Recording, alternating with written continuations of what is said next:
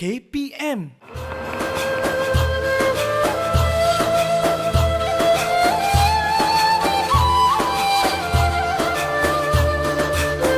Assalamualaikum warahmatullahi wabarakatuh.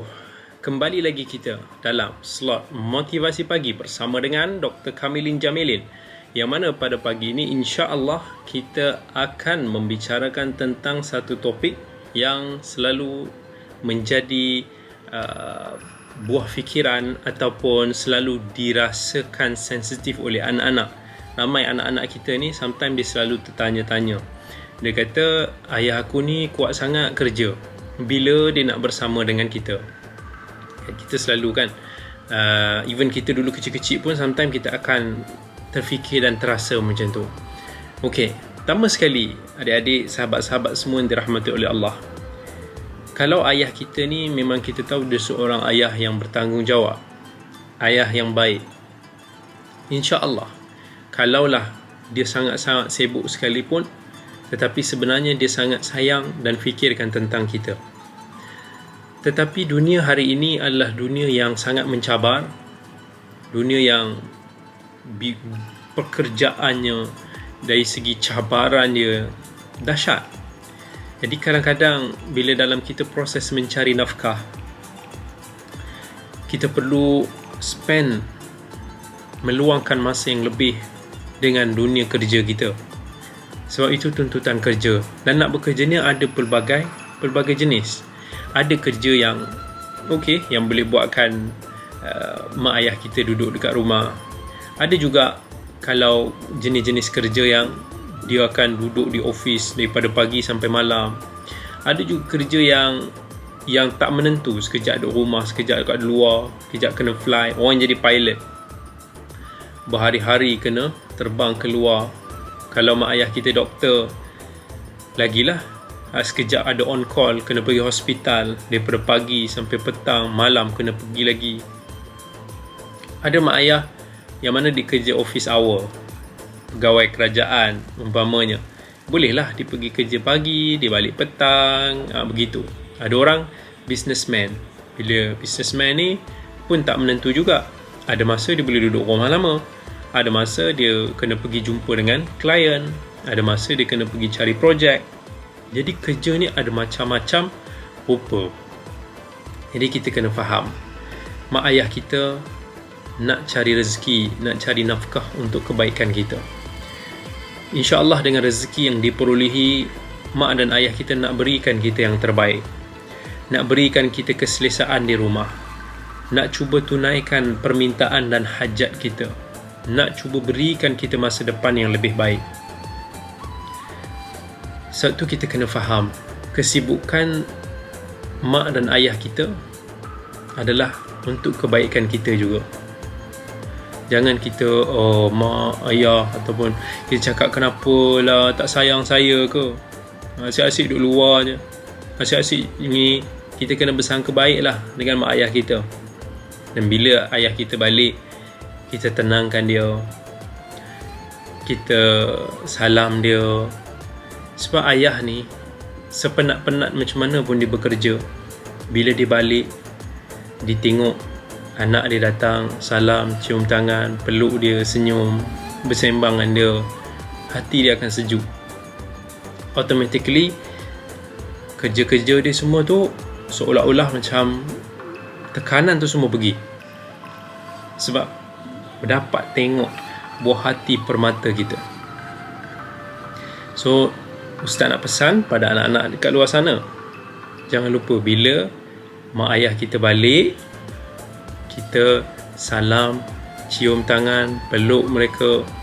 InsyaAllah itu adalah masa yang berkualiti antara kita dengan mak ayah kita. Jadi anak-anak pun always be positive, sebab kerja ini satu perkara yang di luar daripada kawalan kita. Kadang-kadang sometimes bos pada ayah kita, dia nak kita stay, nak kena siapkan satu-satu kerja.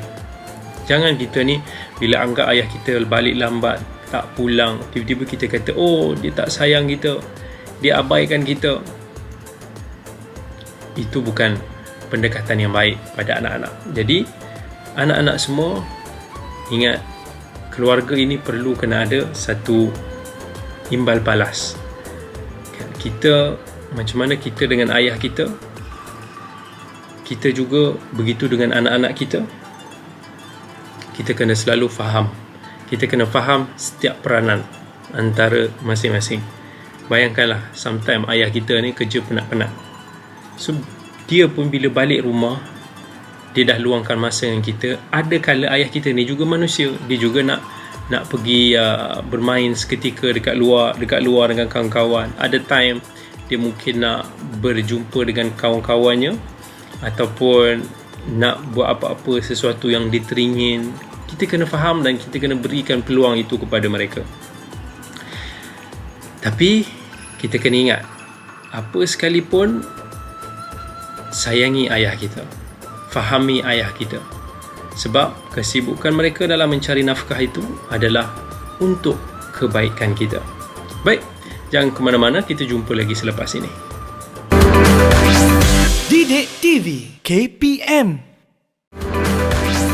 Didik TV KPM. Kembali lagi kita. Baik, hari ini Ustaz nak ceritakan sikit tentang pengalaman Ustaz dulu dengan ayah Ustaz. Ayah Ustaz ni dulu dia, Masya Allah, dia seorang yang very hardworking. Tapi pada masa yang sama, ayah Ustaz ni seorang ayah yang sangat-sangat baik, bertanggungjawab. Ayah, Masya Allah, saya tak mampu nak puji dia, tak mampu untuk nak ungkapkan dengan kata-kata terhadap ayah saya, sebab dia subhanallah ayah yang sangat-sangat sempurna.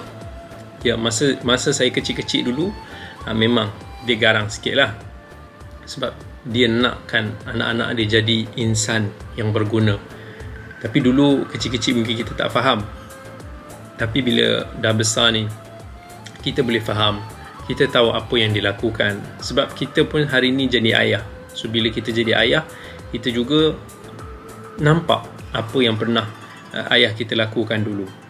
Ayah dulu pun sibuk. Dia seorang pensyarah dulu. Tapi sebelum dia jadi pensyarah, macam-macam lah ayah kerja dulu. Ayah dulu pernah cerita yang dia pernah kerja di kilang simen, pernah kerja di Jabatan Kaji Cuaca untuk nak sambung belajar, kumpul duit, hantar duit pada ayah. Masa tu ayah tengah nak sambung PhD. Jadi Alhamdulillah, ayah ni pun of course masa tu dulu, masa sebagai pelajar, dia pun busy nak kena tumpukan diri pada mata pelajaran. Pada masa yang sama nak kena bekerja lagi untuk nak bagi nafkah pada anak-anak. Kemudian masa saya kecil dulu, inilah ayah, biasalah mana-mana keluarga pun mesti akan cuba untuk nak stabilkan ekonomi keluarga. Jadi mungkin ada pelbagai pekerjaan yang dilakukan untuk nak bagi kehidupan yang lebih baik kepada keluarga. Tetapi ayah saya adalah seorang ayah yang dia tak pernah mengabaikan keluarga, apatah lagi dalam bab pendidikan anak-anak. Mesti dia dah terfikir apa yang dia nak anak-anak dia dapat, apa yang anak dia boleh belajar. So kami daripada kecil ni dah dididik dengan Al-Quran, dah dididik dengan membaca dan sebagainya. Sebab ayah nak saya dan adik-beradik lain jadi anak-anak yang pandai, anak-anak yang berguna nanti insya-Allah. Sekarang ni pun sekolah pendidikan bukan murah kan. Kalau nak sekolah-sekolah yang baik, mestilah dia lebih mahal. Ramai orang ingat pendidikan ni murah. Kalau kita sekolah kerajaan tu alhamdulillah banyak bantuan yang telah diberikan. Tapi kalau kita nak sekolah swasta, memang kos dia sangat-sangat tinggi, bukan murah. Sebab dia nak kos bukan sekadar belajar, tetapi juga kos untuk nak kehidupan yang lain, makanan, tempat tinggal dan sebagainya. Jadi dulu cumanya masa kecil-kecil dulu, yalah anak-anak kan, dia liar sikit jiwa dia. Dulu pun ayah saya garang sikit. Jadi dulu kalau ayah saya pergi kerja lama-lama kat luar tu, anak-anak ni dia happy. Kita rasa macam wow, kita boleh main-main. Mungkin pengalaman tu berbeza. Ada orang yang anak-anak yang macam kami ni, yang nakal-nakal ni, mungkin dia gembira. Tapi ada juga anak-anak yang sedih bila ayahnya sibuk sebab dia kekurangan tempat bermanja. Dia mungkin tak dapat attention yang cukup, Mungkin berbeza antara keluarga dan keluarga yang lain. Tapi hari ni saya faham juga. Sebab hari ni juga saya berkeluarga dan saya bekerja, dan nak menyeimbangkan antara kerja dan keluarga itu bukan satu perkara yang mudah. Apatah lagi orang macam saya, seorang yang mungkin perlu memberikan khidmat yang banyak kepada masyarakat. Masyarakat perlukan kepada khidmat saya. Jadi bukanlah kita kata kehidupan kita ini sudah dalam keluarga, berkeluarga sahaja, tetapi kehidupan kita ni sudah macam seolah-olah dah berkahwin dengan masyarakat. Kita tak boleh nak larikan diri daripada masyarakat. Sebab orang macam saya, kalau saya tidak berkhidmat kepada masyarakat, macam mana keadaan mereka kan? Kita nak didik masyarakat dengan agama, kita nak berkongsi kebaikan dengan masyarakat. Jadi ada kalanya memang sangat-sangat busy lah. Lagi-lagi sebelum musim-musim PKP ni. Sebelum musim PKP ni, asyik keluar kemari, susah kan? Tak ada masa kat rumah tu kan. Kalau siang kerja, malam kena keluar, hari Minggu pun dah tak macam hari Minggu dah. Sometimes kita memang rasa sangat-sangat sesak nafas, sebab rasa terlampau sibuk, penat dan tertekan, sampai sangat-sangat sakit kepala. Jadi saya pun terfikir juga, kesian kadang bila ada waktu kita dengan anak-anak kita, dengan keluarga kita. Pada masa yang sama, kita dalam keadaan yang tersepit di antara agama, khidmat masyarakat, ekonomi dan juga keluarga. Tapi kita kena ingat pesan Nabi SAW. Nabi kata, apa pun, sesibuk mana pun kita dalam suatu ibadah yang kita lakukan, kena ingat, fa inna li'ainika haqq wa li zawjika 'alaika haqq. Mata kamu pun ada hak dia, kamu kena tunaikan. Isteri kamu pun ada haknya. Maksudnya setiap orang ada hak yang perlu kita tunaikan. Anak kita pun ada hak yang kita kena tunaikan. Kita tak boleh gunakan alasan ekonomi sepanjang masa. Kita tak boleh gunakan alasan sibuk sepanjang masa. Kita tak boleh gunakan alasan untuk nak beribadah sepanjang masa. Sebab setiap satu tu agama suruh kita peruntukkan waktu-waktunya. Family kita kena ada time. Kerja kita kena ada time. Ibadah kita kena ada time. Mencari nafkah kita kena ada time. Semua ni perlu balance. Kalau tak balance, itulah yang boleh membuatkan kehidupan kita porak-peranda. Kita berkahwin sebab kita nak berkeluarga, bukan semata-mata kita nak anak, kita nak isteri. Jadi kita kena seimbangkan. Kita bekerja, kalau kita bekerja dan berkeluarga, kita kena balancekan antara kerja dan keluarga. Maksudnya kita kena berusaha keras lebih, kita kena sacrifice, kena berkorban lebih. Sebab kita ada tanggungjawab lah. Dah ada tanggungjawab keluarga, ada tanggungjawab bekerja. Kalau kita bujang, lain cerita. Kalau kita tak bekerja, kita hanya berkeluarga, itu pun lain cerita. Tapi kalaulah kita dah pegang amanah dan tugas, ada tanggungjawab kita, kita kena laksanakan tanggungjawab kita dengan adil dan juga dengan penuh saksama. Barulah insya-Allah kehidupan kita, kerja kita, anak-anak kita semua akan seimbang dan balance. Jangan sampai langsung tak ada masa dengan anak-anak, sebab itu akan memberikan satu persepsi ataupun implikasi yang kurang baik terhadap pembesaran anak-anak itu. Kita nak anak-anak kita jadi kawan-kawan kita, kita nak anak kita ni faham kita. InsyaAllah satu hari nanti anak-anak kita ni lah yang akan berbakti kepada kita, insyaAllah. Baik, kita sambung lagi, jumpa lagi selepas ini. Didik TV KPM. Didik TV KPM. Baik, Assalamualaikum warahmatullahi wabarakatuh. Kita berada di penghujung slot motivasi pagi bersama dengan Dr. Kamilin Jamilin. Pada pagi ini kita tengah membincangkan tentang kesibukan masa seorang ayah terhadap anak-anaknya. Tadi kita dah sentuh pasal ayah, kita dah sentuh pasal anak. Jadi pada akhir slot ini, saya nak bincang ataupun nak berkongsi tentang kepentingan masa. Yang mana sebenarnya sahabat-sahabat semua yang dirahmati oleh Allah, masa ini adalah anugerah Allah yang tidak ternilai. Tetapi ramai daripada kita yang tak perasan ini adalah merupakan nikmat dan anugerah yang sangat besar. Nabi SAW dalam hadis riwayat Bukhari menyebut, ni'matani maghbunun fihi ma kathirun minan nas, as-sihhat wal faragh. Dua nikmat yang manusia ni selalu tak perasan, yang selalu leka. Apa dia yang pertama? Nikmat kesihatan. Dan yang kedua, nikmat masa lapang. Jadi macam mana kita nak discuss tentang aspek nikmat kesihatan, nikmat masa lapang ini dengan tajuk kita pada hari ini? Okay. Hari ini, bagi mereka yang masih lagi ada anak-anak yang kecil, kita yang masih lagi kuat bekerja, Allah bagi kita nikmat kesihatan.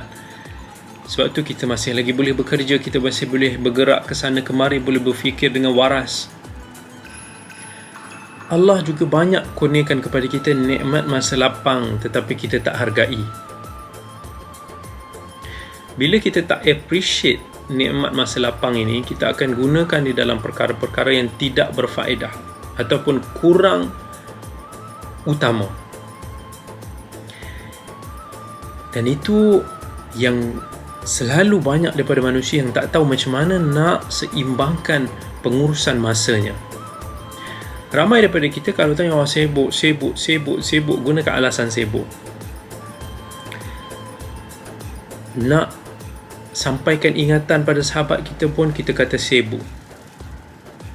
Sedangkan dengan teknologi yang ada pada hari ini, nak hantar satu mesej, Assalamualaikum, apa khabar, cukup beberapa saat sahaja yang kita perlu untuk nak sampaikan ingatan.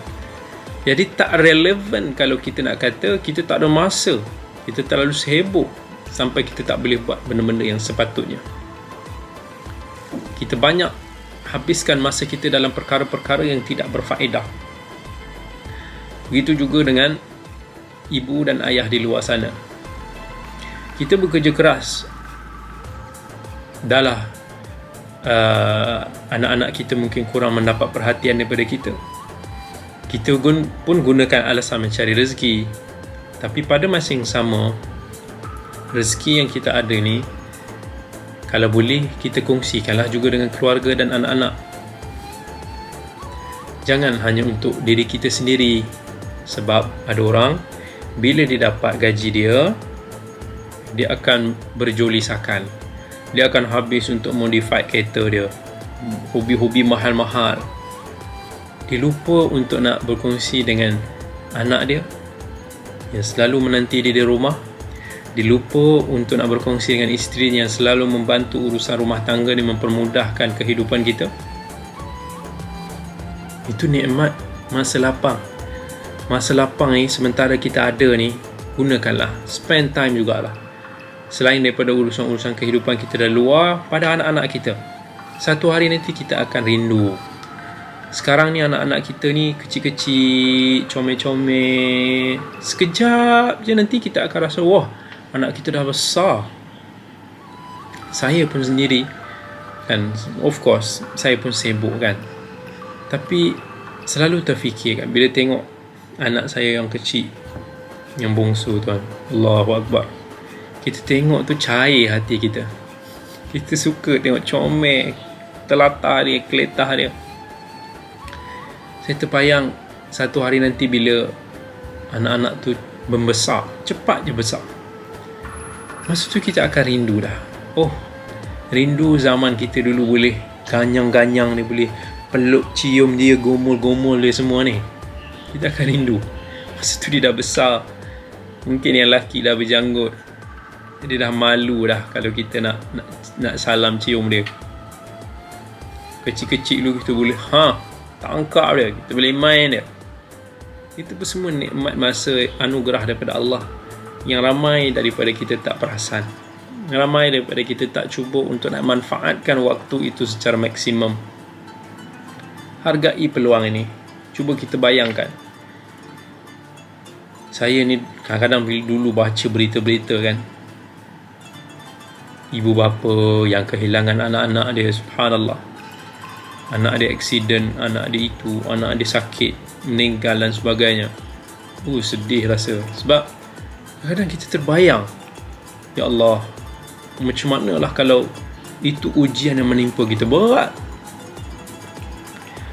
Anak ni permata jantung hati kita. Manusia ni dia boleh kehilangan sesiapa, dia masih lagi boleh bertahan sampailah dia kehilangan anak dia. Anak dia tak akan boleh tahan. Sebab anak tu kita rasakan dia daripada darah daging kita. Anak tu yang kita rasa, yang kita dah berusaha daripada kecil untuk nak besarkan dia, bimbing dia, susah payah, bangun malam, fikirkan masa depan dia. Tiba-tiba Allah ambil dia. Berat nak terima tu. Berat nak terima. Cuba bayangkan kalau kita kehilangan mereka. Ketika itu kita akan menyesal seandainya kita boleh luangkan masa kita bersama dengan anak-anak. Kita boleh ada bersama dengan mereka, memberikan tunjuk ajar, bimbingan, nasihat, berbual, bersembang, bergelak tawa, bergurau sesama anak-anak. Itu nikmat yang tidak terhitung dan tidak ternilai. Sementara kita masih sihat, nikmat kesihatan ni, gunakan masa untuk bersama dengan anak-anak kita. Satu hari nanti bila kita dah sakit, bila kita dah tua, kita dah tak boleh berjalan, kita dah tak boleh nak berseronok-seronok dengan anak-anak kita. Bahkan kita akan rasa macam sedih, kita akan rasa serba salah sebab kita dah macam menyusahkan anak-anak kita. Sebab tu, selagi masa ada, selagi ada kekuatan kesihatan, jangan sia-siakan dalam perkara-perkara yang kurang memberi faedah. Ada perkara boleh dilakukan tapi kurang bermanfaat, kurang berfaedah. Tetapi apa yang utama dan totally benefit untuk kita adalah saham-saham kita, anak-anak kita ni nanti. Sebab anak-anak kita lah saham jariah kita, yang mana insya-Allah kalau kita mampu melahirkan, menjadikan mereka generasi yang saleh, mereka akan meneruskan pahala bagi kita. Mereka akan mendoakan kita. Mereka bila bersedekah, bila mereka menyebarkan ilmu bermanfaat, kita juga akan dapat. Sebab kitalah asbab anak itu menjadi seperti itu. Jadi jangan ambil mudah tentang isu anak-anak, sebab anak-anak kita adalah legasi kita. Anak-anak kita lah insya-Allah akan menjadi sumber pahala kita selepas kita mati nanti, insya-Allah. Jadi kita jumpa lagi dalam siri yang akan datang. Setakat ini dulu pada pagi ini. Berjumpa lagi. Assalamualaikum warahmatullahi wabarakatuh.